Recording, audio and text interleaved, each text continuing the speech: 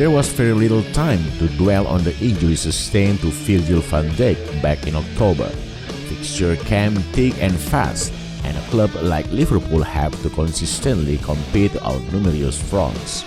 Even when the void left in the heart of the defense was exacerbated due to the long-term injuries suffered to Joe Gomez only a few weeks later, again, Jurgen Klopp could only improvise and plug forward with the season. The initial 2 months without each proved more than satisfactory, with the Reds losing only once between mid-November and the start of January. Yet post-Christmas, cracks did start to appear and the champions have now won just one of their previous 7 matches, and that came against an Aston Villa side made up largely of under-23 players in the FA Cup. The post-mortems that have ensued throughout this recent bad sequence of results have inevitably linked back to the club's injury crisis, with the omissions of Gomez plus Diogo Jota and then Naby Keita and Joel Matip, in parts all having had a detrimental impact. However, put bluntly, no player are missed more than Van Dijk, and many are now quickly realizing that his influence on the pitch stretches way beyond just how Liverpool perform without the ball.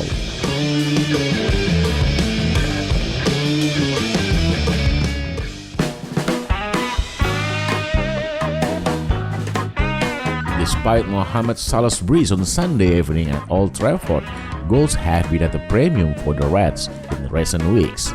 The record of 7 across their previous 7 matches may look satisfactory on paper, but less so when you note that four come in that aforementioned victory against a second-string Aston Villa.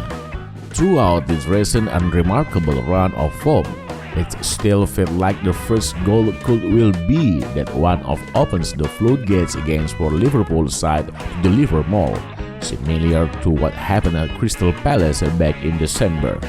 Additionally, numerous football studies have concluded that scoring the game's opening goal will lead to victory roughly 70% of the time, therefore finding the same is crucial.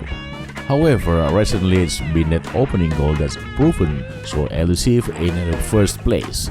Last season, Liverpool scored 21 of their 29 opening goals in the Premier League through 3 key attacking action, a set piece, a counter-attack, or a long ball over a defense. Coincidentally, Van Dijk has a skill set that aids Liverpool in each one of these departments, which highlight further why he's been such a big miss. He's a threat from set pieces. He defends Liverpool box dominantly, helping the fans to turn into attack, and he's also capable of hitting long direct balls over the top of an opponent's defensive line. Notably, of those 21 opening goals last season, Van Dijk himself contributed directly to over a third by scoring a set piece or playing a long ball over the top of a defense and into a Liverpool attacker.